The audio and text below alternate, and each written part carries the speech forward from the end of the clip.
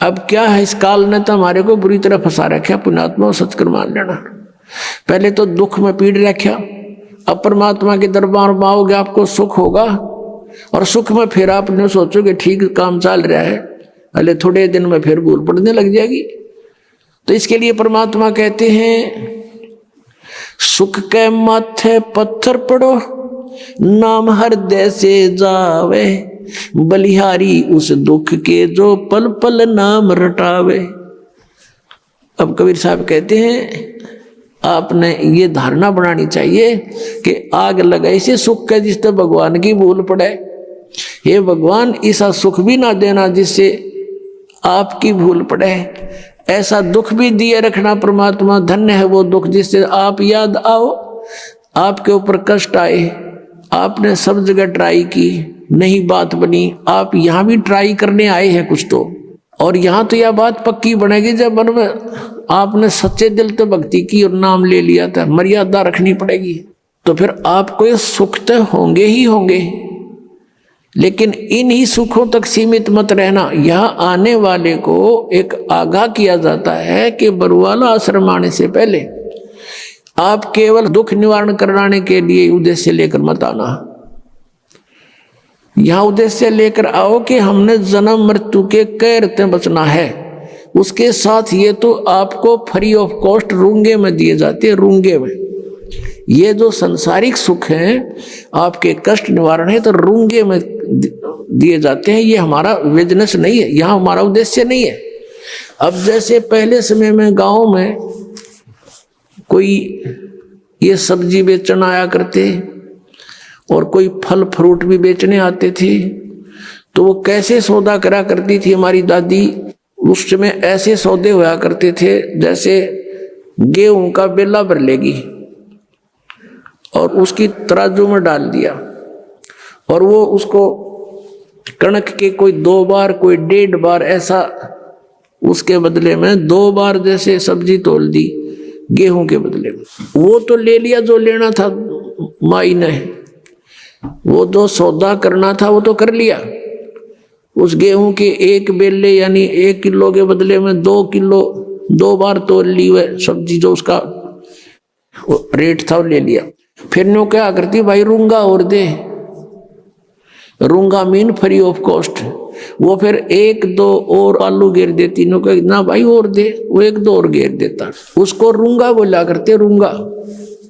तो यहाँ कहने का भाव ये है कि जो असली सौदा है वो तो आपका जन्म और मृत्यु का दुख बटेगा यहाँ पर, और जो ये संसारी छोटे मोटे कष्ट आपके ऊपर हैं, कोई घाटे बाधे के दुख हैं, ये तो रूंगे में दिए जाएंगे। यहाँ पर आपको रूंगे में फ्री में, ये सौदा नहीं हमारा, ये तो आप डिमांड करते हो इसलिए ठाके दे दिए 2 आलू खा लो।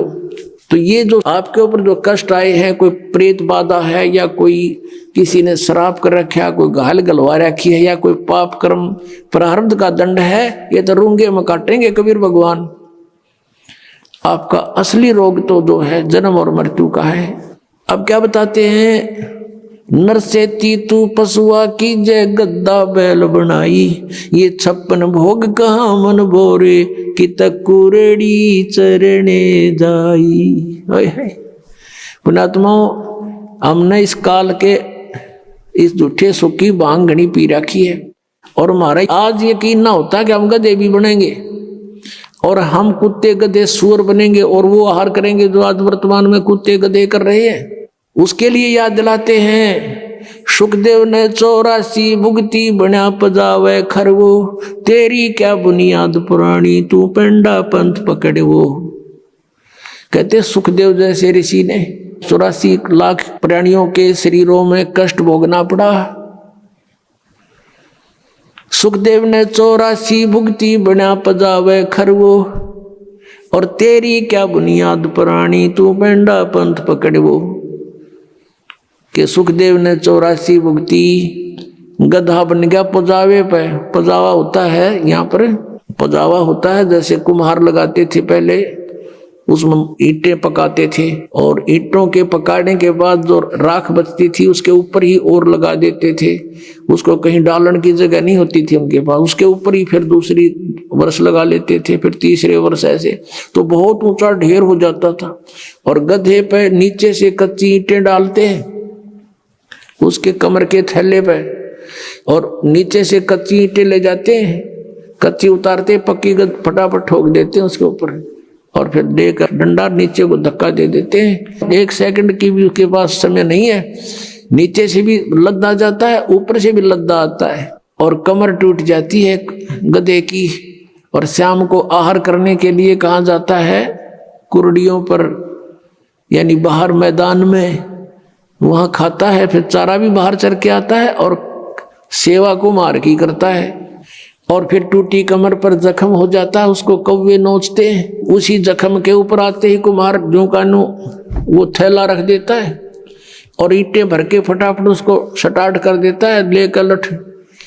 और फिर देखो पुणात्मा, अपना शरीर यहाँ कहीं से छुल जा, खाल थोड़ी सी किसी कारण से भी, और उसके ऊपर कपड़ा भी लग जाना, कपड़ा वैसे भी आंखों में पानी आता है, इतनी पीड़ा होती है। और आज वो अफलातून जब राजा बना हुआ था, भक्ति करी नहीं, सत साधना की नहीं, आज गधा बना हुआ है, कमर टूटी है, ऊपर थैला, और थैले के अंदर से कोरस सैंड, यानी वो खोरा ईंटों का जो रेत, वो जख्म पर गिरता आकर के, और ऊपर से ईंटों की रगड़ लगती है उसके, ऐसे चलते चलते, और उसकी आंखों में से पानी आता है, वो कुछ नहीं कर सकता, विवश है। अपनात्मा, पहले तो हम भी ऐसे ही थे, अब परमात्मा की दया से आत्मा निर्मल हुई, ये बातें याद आती हैं तो भी शरीर कांप जाता है। और एक बार नहीं, असंख्यों बार है, एक बार नहीं असंख्यों बार ये कष्ट उठाए हमने। अपनात्मा, आपको कितना राहत होने जा रही है, कितना लाभ होने जा रहा है, आप नहीं समझ सकते इसको। और हम कितना कष्ट उठा चुके हैं संख्यों बार। ये तो एक बार के गधे का एक दिन की बता रहे हैं, ये कष्ट एक दिन में ऐसा होता है, और एक गधे का जीवन कितना। अब इसलिए बताते हैं सतगुरु के उपदेश का, जय सतगुरु की संगत करते सकल कर्म कट जाई, अमरपुरी पर आसन होते जहां धूप ना छाई। यदि सतगुरु की संगत करते, शरण में आ जाते, ये नकली सतगुरुओं की नहीं बात बनती। तो कहते हैं ये कैसा दुख आपके ऊपर हो रहा है, किस प्रकार बाईपास निकालेंगे संत। अब कितने दुख होते हैं प्राणी पर, आध्यात्मिक मार्ग को आध्यात्मिक घटनाओं से ही तोला जाता है, किसी के कहने मात्र से नहीं।